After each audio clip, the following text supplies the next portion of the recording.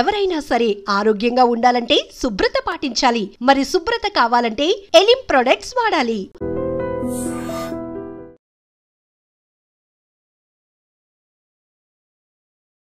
Hi guys, welcome to తెర వెనుక కథలు.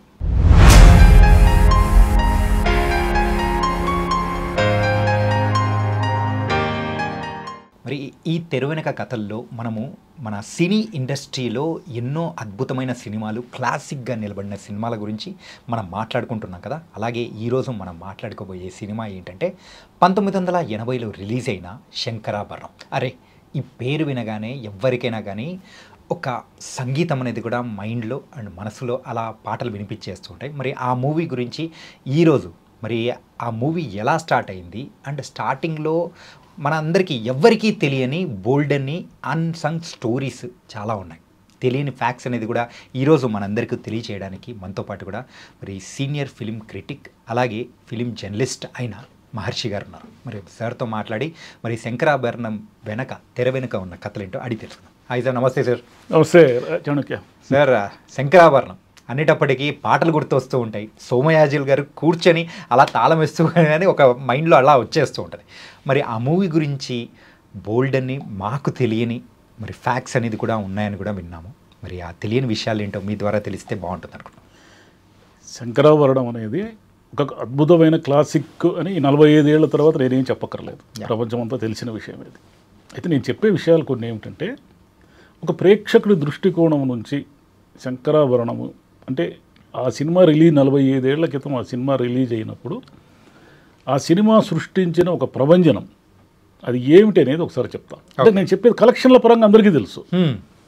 ఒక ఊరిలో, అనంతపురం లాంటి ఒక ఊరిలో శంకరాభరణం అనే సినిమా అంటే మామూలుగా అది ఏం ట్రెండ్ నడుస్తూ ఉందంటే, అప్పుడు విపరీతంగా చిలక కొట్టుడు కొడితే అని ఎన్టీఆర్ పాటలు, వేటగాడు, ఈ ట్రెండ్ నడుస్తూ ఉంది. అంత కమర్షియల్ ట్రెండ్ నడుస్తూ ఉంది. కృష్ణ ధనాధన ఫైటింగ్లు చేసేది, అల్లుడు మామ వేధింపులు, ఇలాంటి ట్రెండ్ నడుస్తున్న కాలం ఇది. ఈ బ్యాక్డ్రాప్ అంటే కమర్షియల్, ఫుల్ కమర్షియల్ నడుస్తున్న బ్యాక్డ్రాప్లో 1980 ఫిబ్రవరి 2 శంకరాభరణం రిలీజ్ అయింది. ఫస్ట్ డే మార్నింగ్ షో చూసిన వాళ్ళలో నేను ఒకడిని. నాకు అప్పుడంతా ఇంటర్మీడియట్ ఫస్ట్ ఇయర్ ఏమో చదువుతున్నాను నేను. ఎందుకు చూశాను అంటే, విశ్వనాథ్ గారి సినిమాలంటే నాకు అభిమానం. చిన్నప్పుడు అంటే ఓ సీత కథ, జీవన జ్యోతి, శారద ఇవి చూసే నాటికి నేను బాగా చిన్నపిల్లాడినే, కానీ ఓ సీత కథ నాకు పెద్ద అర్థం కాలే ఆ చిన్న వయసుకి. జీవన జ్యోతి కానీ, శారద కానీ దాంట్లో ఉన్న ఎమోషను, సెంటిమెంటు అవన్నీ చిన్నప్పుడే కళ్ళల్లో నీళ్లు పెట్టుకునేవాడిని నేను కొన్ని సీన్లు దాన్ని చూసి. 1976 నాటికి సిరిసిరి మూవ రిలీజ్ అయింది. సిరిసిరి మూవలో ఏమిటంటే, జయప్రద గారి డ్యాన్సులు కానీ, పాటలు కానీ, దాంట్లో ఉన్న ఎమోషన్ కానీ, మూగమ్మాయితో అంత సినిమా నడపడం వితౌట్ డైలాగ్, కేవలం ఎక్స్ప్రెషన్తోనే జయప్రద గారి సినిమా అది. ఆ పాటలు ఇవన్నీ చూసి చాలా అంటే సూపర్ హిట్ ఆ సినిమా. కానీ విశ్వనాథ్ గారి మీద విపరీతమైన అభిమానం ఏర్పడింది. సినిమా, నేను మామూలుగానే సినిమాలు అంటే పిచ్చి కాబట్టి, మనం కాలేజీలకు పోయే కంటే సినిమా పోయేది ఎక్కువ కాబట్టి, అభిమానం ఏర్పడిన తర్వాత ఆయన 2-3 దెబ్బలు కూడా వేశాడు. ఒకటి కాలాంతకులు అని భయంకరమైన సినిమా తీశాడు ఆయన, చిరంజీవి గారితో, శోభన్ బాబు గారితో. చిరంజీవి గారు అప్పుడు లేరు, ఇంకా రాలేదు. కాలాంతకులు, అల్లుడు పట్టిన భరతం అని కృష్ణరాజు గారితో ఒకటి ఉంది. ఈ రెండు ఈయన ఎందుకు మరి ఒత్తిడి వల్ల చేశాడో, డివిఎస్ ప్రొడక్షన్స్ వాళ్ళ ఒత్తిడి వల్ల చేశాడో, లేకపోతే కమర్షియల్గా తాను సక్సెస్ అవుతానో లేదో చెక్ చేసుకోవడానికి చేశాడో తెలియదు, కానీ విశ్వనాథ్ గారి సినిమాలు అయితే కాదవి. ఓకే, అంత మునుపు కూడా చేశాడు ఆయన. చిన్ననాటి స్నేహితులు కొన్ని చేశాడు. దాంట్లో ఆయన క్లాసిక్ ఇది కనపడదు మనకు. ఈ వెనక వచ్చిన సినిమా ఏమిటంటే సీతామహాలక్ష్మి. సీతామహాలక్ష్మి కూడా బ్లాక్ అండ్ వైట్ సినిమా అయినా కూడా భలే పాటలు ఉంటాయి. దాంట్లో ఒక చిన్న ప్రేమ కథ, ఒక థియేటర్లో, ఒక టెంటులో చెత్త ఊడ్చుకునే వాళ్ళు, ఒక అబ్బాయి అమ్మాయి ప్రేమ కథే సీతామహాలక్ష్మి. దాన్ని ఆయన అంత అద్భుతంగా తీశాడు. వీటి తర్వాత వచ్చింది శంకరాభరణం. శంకరాభరణం వచ్చే నాటికి నాకు ఎక్కడో భయం కొడతా ఉంది. ఇంద్రా ఒక ముసలాయన తంబూరా పట్టుకొని ఉన్నాడు. అతను అంతకుముందు తెలుసు నాకు. రాధాకృష్ణలో జేవి సోమయాజులు గారు యాక్ట్ చేశారు, బాగా చేశారు కూడా. కానీ ఆయన్ని చూసి ఎలా సినిమాకు పోయేది, ఎన్టీఆర్ని, ఏఎన్ఆర్ని, శోభన్ బాబుని, కృష్ణని చూసి పోయే కాలంలో పెద్దగా పరిచయం లేనటువంటి సోమయాజులు గారు ఆ సినిమా కటౌట్ కూడా పెట్టారు. అనంతపురం శాంతి థియేటర్లో బయట చిన్న కటౌట్ పెట్టారు. ఆ కటౌట్ ఏమిటంటే తంబూరా పట్టుకొని సోమయాజులు గారు ఉంటారు, ఒక డ్యాన్స్ ఫోజులో మంజు భార్గవి గారు ఉంటారు, Okay. అంతే చిన్న కటౌట్. మంజు భార్గవి గారు అంత మునుపు ఏమిటంటే అన్ని వ్యాంప్ క్యారెక్టర్లే ఆమె చేసేది. జయమాలిని, జ్యోతిలక్ష్మి వీళ్ళు ఉంటారే, ఈ కేటగిరీలో ఉన్న క్యారెక్టర్లే చేశారు ఆమె అంత మునుపు అన్ని సినిమాల్లో. ఓకే. ఆమెమో సాంప్రదాయకంగా ఏదో నృత్యము వేస్తున్నారు. ఆ సినిమాకి పోవడానికి భయం వేసింది. కానీ విశ్వనాథ్ గారి సినిమా కాబట్టి పోవాలి. ఒకరిద్దరు ఫ్రెండ్స్ని పిలిచా, వేరే నీకేమైనా పిచ్చా అన్నారు. అది ఎందుకు ముసలాయన ఎవరో కూడా తెలియదు, తంబురా పట్టుకొని ఉన్నాడు, ఆమె ఏమో డ్యాన్స్ చేస్తూ ఉంది, మనకి ఎందుకురా ఇదంతా, మనకు అవసరమా ఈ సినిమా అన్నారు. లేదు విశ్వనాథ్ గారు బాధిస్తారు సినిమాలు, నేను చూడాలి అని పోయినా. పోతే ఎవరు లేరు, థియేటర్ ఆవరణలో ఎవరు లేరు. ఆ సైకిళ్ళు పెట్టుకునేవాడు ఉంటాడు. ఆ రోజుల్లో 15 పైసలు ఒక సైకిల్ స్టాండ్కి మనం సైకిల్ పెడితే 15 పైసలు ఇవ్వాలి పార్కింగ్ ఫీజు. వాడు తిడుతున్నాడు, ఏం సినిమాలు వేస్తారా వీళ్ళంతా, ఊళ్ళేడు చూడు 3 సైకిళ్ళు పెట్టుకుని ఉండాలి, 45 పైసలు వచ్చింది, ఎట్టా నేను బతికేది అంటున్నాడు వాడు. మనకి 45 పైసలు వచ్చింది ఆ షోకి. అంటే అంతకు మునుపు వాడు వేటగాడు, అడవిరాముడు సక్సెస్లు చూసిన వాడు అదే థియేటర్లో. బయట ఈ చెనిక్కాయలు అమ్ముకునేవాళ్ళు వాళ్ళు వీళ్ళు ఉంటారు, వాళ్ళైతే ఏదో తిట్టుకుంటూ ఈగలు చూపుతూ ఉంటారు. మామూలు థియేటర్ అంటే జనం వస్తేనే కదా వాళ్ళకి ఫుడ్. ఈ రోజుల్లో లాగా ఈ క్యాంటీన్లు, ఈ పాప్కార్న్లు ఇవన్నీ లేని కాలం అది. సరే థియేటర్లోకి వెళితే 1.30 పైసలు, అంటే బెంచ్ క్లాస్, అంటే బెంచ్ లేదు, కుర్చీ చిన్నది, అంటే నేల దిగువ క్లాసు 70 పైసలు, నెక్స్ట్ 1.30 పైసలు, నెక్స్ట్ 2 రూపాయలు, 2.30, 3 రూపాయలు. అంటే 3 రూపాయలు అంటే మహారాజా సర్కిల్ అది. మీరు ఒకసారి ఆ రోజులు కాయిన్స్ ఊహించుకోండి, 3 రూపాయలకి బాల్కనీలు మహారాజా సర్కిల్. వెళితేనేమో ఒక 10-15 మంది ఉన్నారు. 1.30 పైసల్లో ఒక 6 ఉన్నారు, 70 పైసల్లో 2 ఉన్నారు, 2 రూపాయల్లో 3 ఉన్నారు, బాల్కనీలో ఉన్నారు లేదు నాకు తెలియదు. ఈ సినిమా స్టార్ట్ అయింది. సినిమా స్టార్ట్ అయినాక అది కళ నిజమా, ఆ ఎమోషన్ అసలు ఏమీ అర్థం కాలే. సినిమా టైటిల్స్ దగ్గర నుంచి ఎండ్ వరకు అలాగే మనం ఒక ట్రాన్స్లో చూసినట్టుగా అనిపించింది నాకు. అసలు ఏంట్రా ఈ సినిమా, ఎంత గొప్పగా ఉంది ఈ సినిమా, అసలు మనం ఊరికే అనడం లేదు అని ఆ మూడ్లో నుంచి థియేటర్ బయటికి వెళ్ళి, అక్కడ బయట 2:30 ఒక 10-15 మంది టికెట్ల కోసం ఉన్నారు.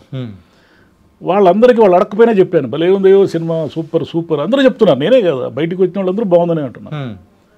2:30 కనీసం 15-20 మంది లేనటువంటి శంకరాభరణము ఫస్ట్ షోకి హౌస్ఫుల్ అయింది. ఇది ఎలా సాధ్యం ఇప్పటికీ నాకు అర్థం కావడం లేదు. ఎందుకంటే నేను విన్నది 2-3 రోజులకు పికప్ అయిందని, కానీ అనంతపురంలో మొదటి రోజు శంకరాభరణం ఫస్ట్ షో ఫుల్ అయింది.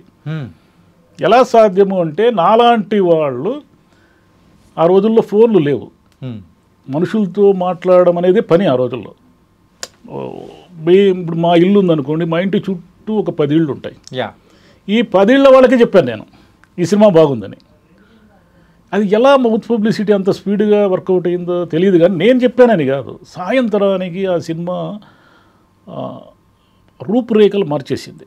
ఎలాగంటారా, అప్పట్లో పాటని వినాలంటే మనకు ఎల్పి రికార్డు ఒకటి, టేప్ రికార్డర్ ఒకటి. టేప్ రికార్డర్ పేదవాళ్ళు అంటే మామూలు వాళ్ళకి అందుబాటులో లేదు, టేప్ రికార్డర్ ఉండేవాళ్ళు బాగా షావుకారులు.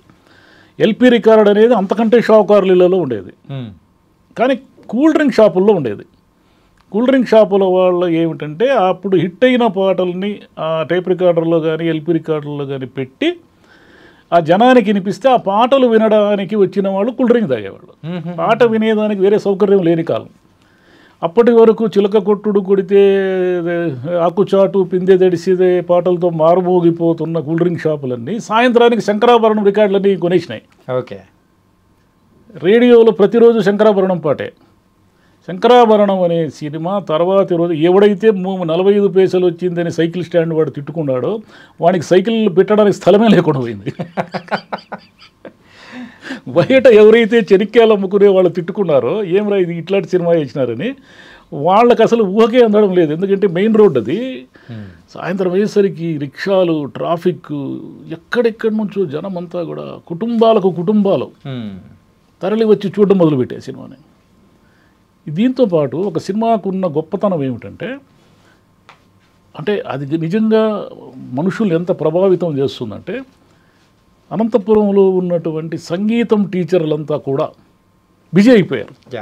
ఎలాగంటే ఈ సినిమా ప్రభావంతో పిల్లలకు సంగీతం నేర్పించడం మొదలుపెట్టారు. విశ్వనాథ్ గారు తన జీవితంలో 2 అద్భుతాలు చేశారు. శంకరాభరణంతో అనేక మంది పిల్లలు సంగీత పాఠాలు నేర్చుకున్నారు. సాగర సంగమంతో అనేక మంది పిల్లలు డ్యాన్స్ నేర్చుకున్నారు. ఈ 2 ఆయన జీవితంలో ఆయన సినిమాలు చేసిన అద్భుతాలు. ఇలా శంకరాభరణం అనేది ఒక కనెక్టెడ్, ఇలా అంటే అంత ఎమోషనల్ కనెక్షన్ ఎందుకు అయిపోయిందో జనానికి తెలియదు. కానీ శంకరాభరణం గురించి మాట్లాడిన వాళ్ళు లేరు, శంకరాభరణం పాటలు వినని వాళ్ళు లేరు. టేప్ రికార్డర్లు కొన్న వాళ్ళు ఉన్నారు. ఆ రోజుల్లో టేప్ రికార్డర్ చాలా కాస్ట్లీ. నేషనల్ టేప్ రికార్డర్ అనేది డొక్కు టేప్ రికార్డర్ కొనాలంటే కూడా 800 రూపాయలు అవసరమయ్యేది. ఆ రోజుల్లో బంగారం తులము 1000 రూపాయలు. ఈరోజు బంగారం 1,00,000 రూపాయలు అయితే ఆ టేప్ రికార్డర్ విలువ ఎంత? 80,000. కాబట్టి ఇప్పుడు శంకరాభరణం గురించి ఇప్పుడు మాట్లాడదాం. శంకరాభరణం ఏమిటంటే అదొక దృశ్య కావ్యం. అది ఎందుకు దృశ్యం అంటే దాంట్లో దృశ్యమే మాట్లాడుతూ ఉంటుంది. మీకు డైలాగ్ ఉండదు దాంట్లో. సినిమాలో విశ్వనాథ్ గారి డైరెక్షన్ ఎంత గొప్ప డైరెక్షన్ అంటే అందులో కీలకమైన పాత్రధారులైనటువంటి జేవి సోమయాజులు గారు, మంజు భార్గవి గారు ఇద్దరూ కూడా డైరెక్ట్ కాన్వర్జేషన్ ఆ సినిమాలో లేనేలేదు. శంకరశాస్త్రి ఒకే ఒకసారి 2 డైలాగులు చెప్తాడు ఆమెను చూస్తూ. ఏమి నీకు వంట రాదా అంటాడు. ఆమె సంకోచంగా చూస్తే ఆచార వ్యవహారాలు అనేటివి మనసును శుద్ధి చేసుకోవడానికే కానీ కులం పేరుతో మనుషుల్ని దూరం చేయడానికి కాదు అంటాడు. అంతే. ఆ తర్వాత ఆమెని శంకరశాస్త్రి గారితో నేరుగా ఒక్క డైలాగ్ కూడా మాట్లాడదు. ఇది ఎక్కడైనా సాధ్యమా? లీడ్ రోల్స్ వేసిన 2 క్యారెక్టర్లు మాటలు వచ్చు, సిరిసిరిమూవలో లాగా మాటలు రాని వాళ్ళు కాదు. లీడ్ రోల్లో ఉన్న 2 క్యారెక్టర్లు ఒకరితో ఒకరు మాట్లాడకుండా ఉండడం. అలా ఆయన ఇంకోటి ఏమిటంటే ఒక మిరకిల్ అది. విశ్వనాథ్ గారు ఒక ఇంటర్వ్యూలో చెప్పారు, ఇట్ హ్యాపెన్స్ అన్నాడు. అంటే అలా జరిగింది, ఇది నాకు కూడా తెలియదు అనే ధోరణిలో మాట్లాడాడు. ఎందుకు అలా జరుగుతాయంటే ఒక్కొక్కసారి ప్రకృతిలో ఉన్నటువంటి అన్నీ ఒక్కోసారి కలిసి వస్తాయి. ఎలా కలిసి వస్తాయి అంటే విశ్వనాథ్ గారు డైరెక్టర్, కేవి మహాదేవన్ గారు గొప్ప మ్యూజిక్ డైరెక్టర్ కదా, ఆయన మ్యూజిక్ డైరెక్టర్. బాలు గారు అప్పటి వరకు ఇటువంటి పాటలు పాడడానికి సాహసం చేయనటువంటి బాలు గారు మొదటిసారిగా పాడి ప్రపంచాన్ని అంతా ఆశ్చర్యపరిచారు. బాలు గారు చాలామందికి 2 బాలులు ఉన్నారు ఈ సినిమా సక్సెస్ వెనుక. ఇంకో బాలు చాలామంది గుర్తుండడు. బాలసుబ్రహ్మణ్యం గారు తెలుసు మనకు. గొప్ప గొప్ప సినిమాలు, వసంత కోకిల్ లాంటి గొప్ప గొప్ప సినిమాలు తీసిన బాలు మహేంద్ర దీనికి ఫోటోగ్రాఫ్ కెమెరా. బాలు మహేంద్ర గారి కెమెరా అది. అందుకే దృశ్యం అంతా అది అద్దంలో చూసినట్టుగా ఉంటుంది మనకు. ఇక తర్వాత అందరూ దాంట్లో యాక్ట్ చేసిన ప్రతి ఒక్కరూ కూడా అసలు దీన్ని యాక్ట్ చేయడానికే పుట్టారేమో వీళ్ళు అన్నట్టుగా ఉంటారు వాళ్ళు. అల్లు రామలింగయ్య గారు బాలు గారు ఇంటర్వ్యూలో ఒకసారి చెప్పారు. అల్లు రామలింగయ్య గారు ఓ మాట అన్నారంట, అయ్యా నేను అనేక సినిమాల్లో క్రూరుడుగాను, విలన్గాను, ఒక దొంగగాను, మోసగాడిగాను నటించాను, నన్ను ప్రక్షాళన చేశారయ్యా ఇలాంటి క్యారెక్టర్ ఇచ్చి నాకు అన్నారు. అందులో అంత అద్భుతంగా ఉంటుంది ఆయన క్యారెక్టర్. ఆ సినిమా బిగినింగే మీకు ఎలా ఉంటుందంటే ఈ ప్రకృతిలోని ప్రతిదీ సంగీతమే అనేది మనకు టైటిల్స్ దగ్గర నుంచి చెప్పుకుంటూ వస్తారు. మీకు టైటిల్స్ పడడం దగ్గర నుంచి టైటిల్స్ బిగినింగే ఎలా బిగిన్ అవుతుంది, ఆ ఇంజన్ అంటే బోటు వెళుతున్న ఇంజన్ ఆ పొగగొట్టంలో నుంచి జిగ్ డిగ్ డిగ్ డిగ్ డిగ్గిన హార్ట్ బీట్ లాగా సౌండ్ వస్తూ ఉంటుంది. సంగీతమే అది సంగీతం. తర్వాత తులసి అంటే మగపిల్లవాడు, దాంట్లో తులసి ఆ డెక్ పైన ఆడుకుంటూ ఉండడము, తర్వాత ఆ బిందెలతో సౌండ్ చేయడము, ఒక ఆవిడ ఇలా తాళాల గుర్తుంటే తాళాల గుత్తితో సౌండ్ చేయడము. అంటే ప్రకృతిలోని ప్రతిదీ సంగీతమే వినేవాళ్ళకి. అది మొదటి లీడ్. అది ఆ సినిమా ఏమిటి అనేది మొదటి లీడే మనకు టైటిల్స్లో తెలిసిపోతుంది. తర్వాత మంజు భార్గవి గారు ఏమిటి, శంకరశాస్త్రి క్యారెక్టర్ ఏమిటి దాంట్లో, శంకరశాస్త్రి గారు సంగీతం కోసం ప్రాణం ఇచ్చేవాళ్ళు. అతనికి డబ్బు ఇవన్నీ ఏది లెక్కలేదు అతనికి. అతను సంగీత ప్రపంచంలో జీవించే ఒక వ్యక్తి. ఆయన ఏమంటాడు ఒక దశలో, నేను పాడలేనప్పుడు, నేను డబ్బులు లేకపోతే పేదవాడు కాదయ్యా, నేను పాడలేనప్పుడు అది పేదరికం అంటే లేదు, అప్పుడు నేను బతికున్నా చనిపోయినట్టే లెక్క అంటాడు. పాడలేనప్పుడు. మంజు భార్గవి గారు ఏమిటి, ఆమెకి సంగీతం అంటే ఎంత ఇష్టమో, శంకరశాస్త్రి గారి పాట అంటే ఎంత ఇష్టమో, దానికి అనుగుణంగా నాట్యము కూడా అంత ఇష్టం. నాట్యం లేకుండా సంగీతం ఉంటుంది, సంగీతం లేకుండా నాట్యం ఉంటుంది. అంటే మంజు భార్గవి గారు లేకపోయినా, తులసి లేకపోయినా శంకరశాస్త్రి ఉంటాడు. శంకరశాస్త్రి లేకపోతే తులసి ఉండదు. దాని లాస్ట్ లీడ్ కూడా అదే. కనెక్టివిటీ అది నిజం సార్. శంకరశాస్త్రి తన తనువు చాలించిన మరు సెకండ్లోనే ఆమె అలాగే కుప్పకూలిపోతుంది. అంటే ఆమె పని అయిపోయింది అక్కడికి. శంకరశాస్త్రి గారితోనే ఆమె జీవితం ముగిసింది. కానీ అలాగని వాళ్ళ మధ్య ఏ రకమైన ఎవరు అంటే లోకం ఊహించుకునేది ఏమీ ఉండదు. దాంట్లో 2 సార్లు ఆయన అవమానానికి గురవుతాడు. ఎక్కడ రైలు దిగినప్పుడు, రైలు పెట్టెలో నుంచి మంజు భార్గవి దిగితే ఆయన్ని అంతకాలము చూసిన అతని అసోసియేట్స్ అంటే మృదంగము వాయించే సాక్షి రంగారావు గారి దగ్గర నుంచి అందరూ కూడా ఇలా విచిత్రంగా చూస్తారు. ఇవన్నీ విచిత్రంగా చూసినప్పుడు మహాదేవన్ గారు, విశ్వనాథ్ గారి మ్యాజిక్ ఏం తెలుసా, ఎంత వారాలైనా కాంతదాసులు అనే బీజిఎం వస్తూ ఉంటుంది ఆ సీన్లో ఒకటే. రెండవది తులసి వాళ్ళమ్మ అంటే ఝాన్సీ గారు చేశారు. మొన్ననే చనిపోయారు పాపం, ఆమె విజయవాడలో చనిపోయారు. గొప్ప నటి ఆమె. ఝాన్సీ గారు ఒక సీన్లో ఏమంటారు, ఏమయ్యా పెద్దవాళ్ళలాగా కనిపిస్తున్నావు, మా పిల్లే కనిపించిందా లేపుకుపోవడానికి అని మంజు భార్గవన్ లాక్కుపోతుంది. 2వ అవమానం. ఆ అమ్మాయి వల్ల 3వ అవమానం ఏమిటి, గుడిలో ఈయన కచేరీ నిర్వహిస్తున్నప్పుడు శృతిని మంజు భార్గవికి ఇస్తే అక్కడ ఉన్న అందరూ లేచి వెళ్ళిపోతారు. అవి త్యాగరాజ ఆరాధన ఉత్సవాలు.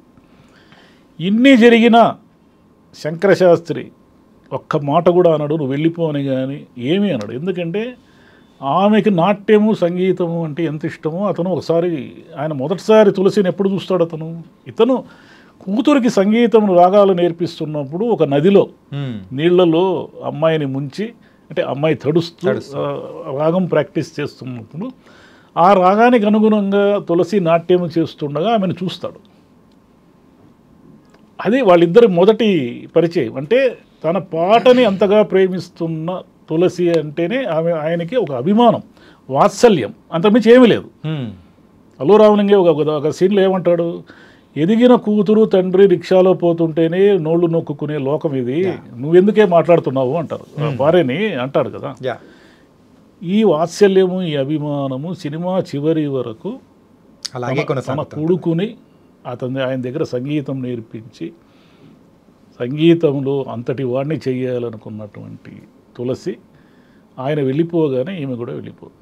శంకరశాస్త్రి నిష్ఠ, తెల్లవారి లేస్తే సంధ్యావందనము, ఆయన శివుని గురించి శంకర అని పాట పాడము, ఇవన్నీ కూడా భక్తి తత్పరతతో కూడినటువంటి శంకరశాస్త్రి ఫైనల్ లీడ్ చూడండి ఈ సినిమాలో. విశ్వనాథ్ గారు గొప్పతనం అదే.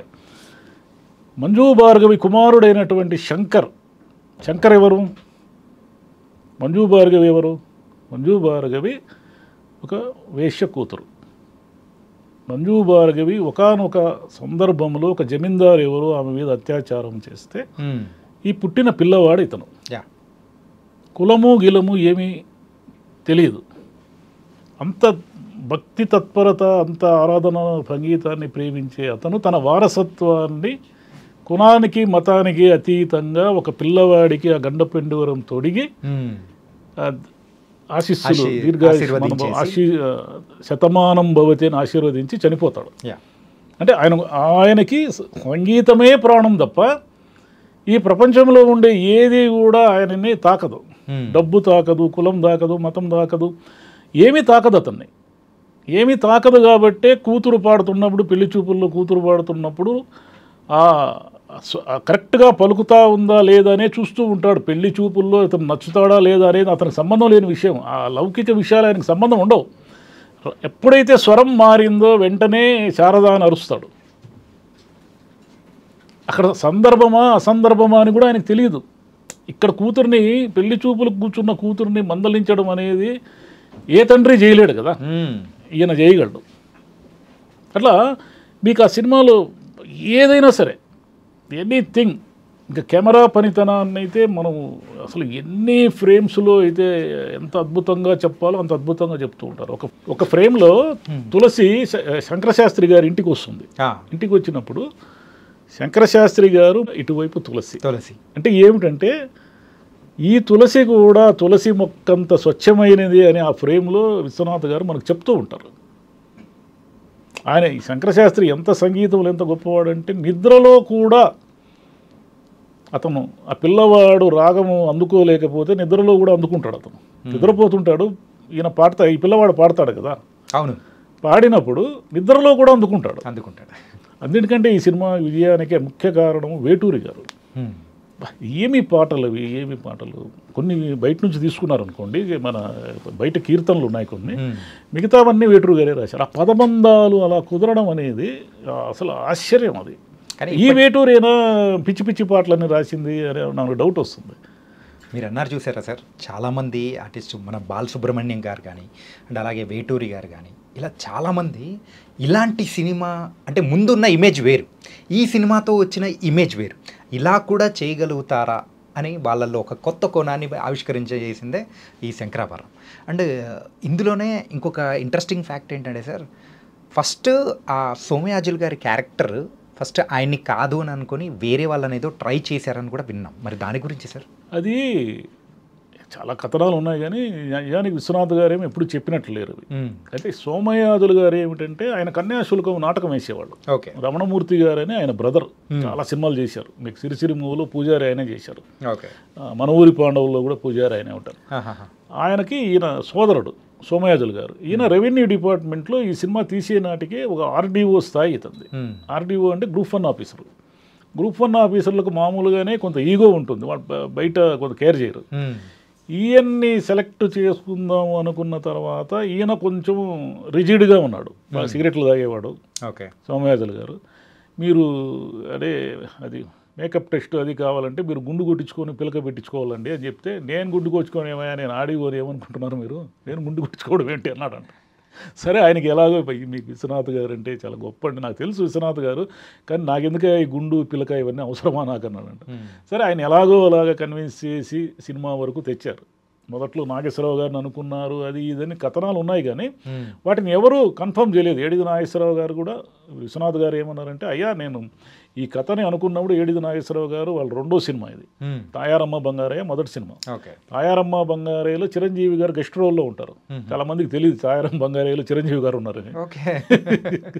దాంట్లో ఏమిటంటే వాళ్ళు ఆ జంట తమ కూతురు కాపురం చెడిపోయిందని ఇంకెవరి కాపురాలకు చెడిపోకుండా ఉండడానికి అందరినీ కలుపుతూ ఉంటారు. తమ కూతురు కాపురం చెడిపోవడానికి కారణం ఏమిటంటే చిరంజీవే. చిరంజీవి ఒక డ్యాన్స్ బిట్లో కనిపిస్తాడు అతను. ఆ డ్యాన్స్ బిట్లో ఆయన ఎంత బాగుంటాడంటే, నేను 2 సార్లు చూశాను, ఆయన ఎవరో తెలియదు నాకు. ఎవరబ్బా ఇతను ఇంత మంచి యాక్టర్, ఇంత మంచి డ్యాన్సర్ ఏంది అనుకున్నాను. అంత స్పీడ్గా ఉంటాడు చిరంజీవి దాంట్లో. వీళ్ళ రెండో సినిమాగా ఇది తీశారు. ఇది తీసినప్పుడు నిజానికి దీని మీద పెద్ద అంచనాలు ఎవరికీ లేవు, దాన్ని డిస్ట్రిబ్యూటర్లు ఫైనాన్షియల్ ఎవడు చూపించినా అందరూ తిరస్కరించారు. మా వల్ల కాదు బాగుందండి ఈ సినిమా, కానీ ఆడదు సార్, ఆయన ఎవరు చూస్తారు సార్ అన్నారు. ఇంక ఎలాగో వీళ్ళు కొన్ని ఏరియాలు పెట్టుకొని కొన్ని లక్ష్మీ ఫిలిమ్స్ ఎవరికి ఇచ్చినట్టున్నారు. దీంట్లో ఉన్న ఒక ట్విస్ట్ ఏంటంటే, చంద్రమోహన్ గారు దీంట్లో యాక్ట్ చేశారు. చంద్రమోహన్ గారు ఫస్ట్లో లేరు, కానీ విశ్వనాథ్ గారు అన్ని సినిమాల్లో చంద్రమోహన్ ఉంటారు కాబట్టి చంద్రమోహన్ గారికి స్వయాన సోదరుడు, పెదనాన్న కొడుకే విశ్వనాథ్ గారు. చంద్రమోహన్ గారు ఏమన్నారంటే, మన ఇద్దరు కాంబినేషన్ అంటే ఎక్స్పెక్ట్ చేస్తారండి, కానీ నన్నేమో గెస్ట్ రోల్లో వేశారు మీరు, ఎట్లా అంటే సరే ఆ డ్యూయట్ రాజలక్ష్మితో ఉన్న డ్యూయట్ ఒకటి ఉంది, అది మళ్ళీ యాడ్ చేసుకున్నారు. నిజానికి అమ్మాయి కీర్తి పాట పాడడం వరకే ఆ సీను మళ్ళీ యాడ్ చేసుకున్నారు. ఈ సినిమాకు గాను ఏడిది నాగేశ్వరరావు గారు కొంత ఆర్థికంగా కూడా ఇబ్బందులు పడి చంద్రమోహన్ గారు చెప్పారు ఒక ఇంటర్వ్యూలో, ఇది చంద్రమోహన్ గారికి డబ్బులు బాకీ ఉన్నారు. డబ్బులు బాకీ ఉంటే, మోహన్ గారు మీకు ఎలాగో బాకీ ఉన్నాను కదా, తమిళనాడు మద్రాసు రైట్స్ ఇచ్చేసాను తీసుకోండి అని అంట. పోయా, ఈ సినిమా ఎవరు చూస్తారు, నువ్వు నీ దగ్గర డబ్బులు ఉన్నప్పుడే ఇవ్వు. కానీ ఇంకా చంద్రమోహన్ గారు ఇంకా తెలివిగా ఏమనుకున్నారంటే, ఈ నాగేశ్వరరావు గారు డబ్బులు ఎగ్గొట్టడానికి ఏమన్నా ఇది రైట్స్ తగిలిస్తున్నారేమో నాకు అని డౌట్ వచ్చిందంట. తర్వాత మనోరమ గారు సీనియర్ తమిళ నటి, భర్త మేజర్ సుందరరాజన్ అని, ఆయన కూడా మంచి నటుడు. వీళ్ళిద్దరూ మెడ్రాస్లో చాలాసార్లు ప్రివ్యూ వేశారు. ఇది 20-30 సార్లు వేశారు ప్రివ్యూ. ఇది ఎవడు కొనలే రిలీజ్ అవ్వకముందు. మనోరమ గారు ఆయన భర్త చూసేసి కళ్ళల్లో నీళ్ళు పెట్టుకొని ఏడుస్తూ విశ్వనాథ్ గారి చేతులు పట్టుకొని, ఇంతకంటే గొప్ప సినిమా ఎవరు తీయలేరండి ఈ ప్రపంచంలో అన్నారంట. చంద్రమోహన్ గారు ఉన్నారంట ఆ సీన్లో. ఈ 60 సినిమాల్లోనే కాకుండా రియల్ లైఫ్లో కూడా భలే ఓవర్ యాక్షన్ చేస్తున్నాడు అనుకుంటా. దాంతో మనోరమ గారు, సౌందరరాజన్ గారు ఆ సినిమా రైట్స్ని తమిళనాడు అండ్ మెడ్రాస్ సిటీకి కొనుక్కున్నారు. కట్ చేస్తే ఈయన 20,000 విలువ ఎంత తెలుసా? కొన్ని కోట్ల రూపాయలు. అంటే ఈ రోజుల్లో ఆ రోజుల్లో లెక్కే లేదు. 20,000కి ఎన్ని రేట్లు వచ్చిందో వాళ్ళకు కూడా తెలియదు, మనోరమ గారికి కూడా తెలియదు. ఓకే. ఎందుకంటే దీనికి భాషతో సంబంధం లేకుండా ఆడింది ఈ సినిమా. చంద్రమోహన్ గారు ఎంత డబ్బు పోగొట్టుకున్నారని దీంట్లో ఆయనే చెప్పాడు ఒకసారి. ఈ సినిమాకి 40 ఏళ్ళ వార్షికోత్సవం ఎప్పుడో జరిగినప్పుడు అందరూ యాక్టర్లు అందరూ కలిసి ఒక మీటింగ్ పెట్టుకుంటే దాంట్లో చెప్పారు. ఓకే. ఈ సినిమా ఏంటంటే ఇది ఒకసారి చూస్తే మర్చిపోలేము. అంటే ఆయన విశ్వనాథ్ గారి శ్రద్ధ, ఆయన ఒక తపస్సు చేశాడు ఈ సినిమాకి. దీని జయాపజయాలతో కూడా ఆయనకు సంబంధం లేదు. ఆయన అబ్జర్వేషన్ ఎంత కీన్గా ఉంటుందంటే అందులో బీజిఎం మహాదేవన్ గారి సంగీతం కూడా చంద్రమోహన్ రాజ్యలక్ష్మి లవ్ సీన్లలో చూడండి, ఆ సితార కానీ ఆ మృదంగం కానీ వయలిన్ కానీ ఎంత అద్భుతంగా ఉంటుందంటే అంత అద్భుతంగా ఉంటుంది. ఇంకో ఆయన అబ్జర్వేషన్ నేను ఈ మధ్య చూసి ఆశ్చర్యపోయాను. అంతకుముందు నాకు గుర్తులేదు, చాలాసార్లు చూసిన ఆ సినిమాని. ఒక అబ్జర్వేషన్ ఉంది దాంట్లో. అది క్యాజువల్గా జరిగిందా, విశ్వనాథ్ గారు ఇంటెన్షనల్గా చేశారో నాకు తెలియదు. కానీ సాక్షి రంగారావు గారు ఉంటారు. సాక్షి రంగారావు గారు సోమయాజుల దగ్గర నుంచి విడిపోయి, అంటే ఆయన ఏదో మంజు భార్గవితో కలిసి ఉన్నాడు అనేది విడిపోయి ఆయన మృదంగం వాయిస్తూ ఉంటే అదే సమయానికి సోమయాజుల గారు వచ్చి తాళం తప్పుతోందయ్యా దాసు అని అంటాడు. తాళం తప్పడం ఏమిటండి, మీ దగ్గర నుంచి వచ్చినప్పుడే తాళం తప్పింది, 12 ఏళ్ళు అయింది, చేతికి పని లేదు అని ఒక డైలాగ్, అద్భుతమైన డైలాగ్ ఉంటుంది. ఈయన అప్పు తీసుకున్న డబ్బులో నుంచి అతనికి ఇచ్చి కష్టాల్లోనే సుఖాల్లో ఎలాగో కలిసి ఉన్నాము, కష్టాల్లో కూడా కలిసి ఉందాము, కష్టాలు కూడా కలిసే పంచుకుందామని ఒక డైలాగ్ చెప్తారు. ఈ సీన్లో సాక్షి రంగారావు గారు ఎంత మాసిపోయిన జుట్టుతో, ఈ చెవులంతా వెంట్రుకలు విరిగి, ఒక దిక్కులేని నిర్భాగ్యుడు ఎలా ఉంటాడో అలా ఉంటాడు.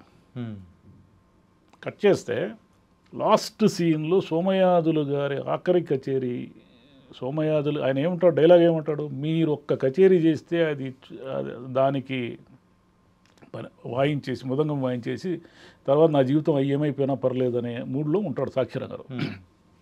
మీకు ఫైనల్ సీన్ చూడండి, సాక్షి రంగారావు గారు ఎంత కళగా నీట్గా జుట్టు కానీ ఆయన ఇది కానీ, అంటే సోమయాజులు గారి కచేరీకి పనిచేయడానికి ఒక నిత్య యవ్వనంగా మారిపోయింది అతని బాడీ లాంగ్వేజ్.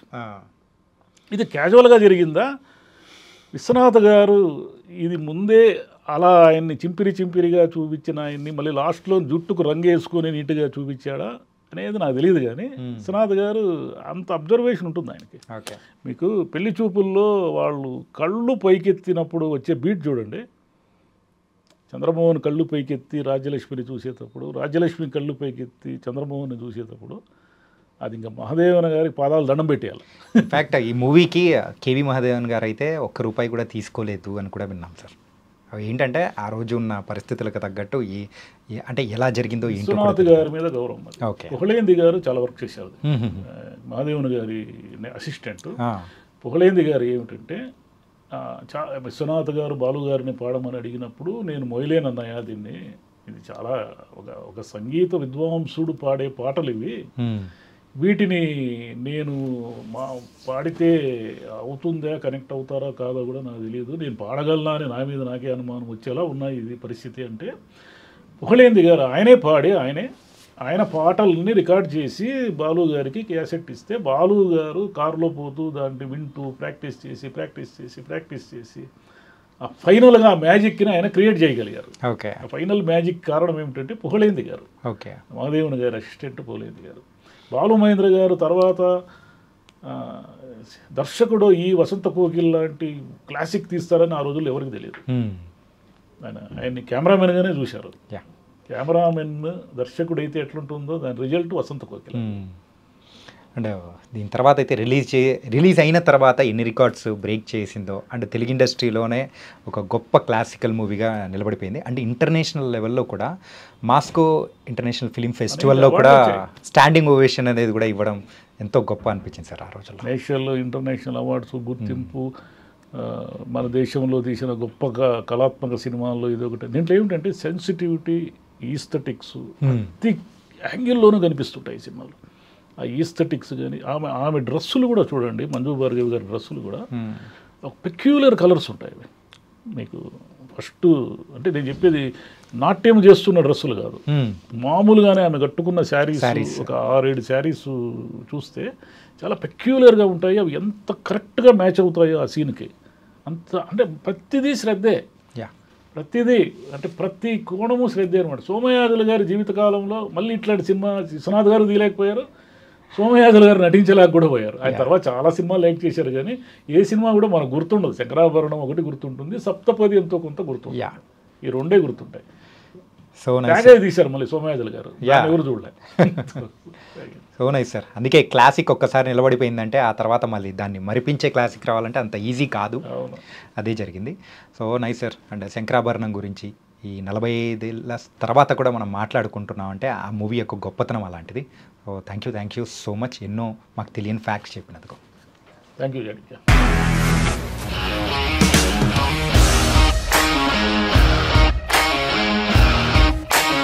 ఇండస్ట్రీలో కమిట్మెంట్ ఇష్యూస్ వస్తే నీకు కూడా వచ్చినట్టు? మార్నింగ్ తీసుకెళ్ళాడంటే కొట్టి పడేస్తాడు.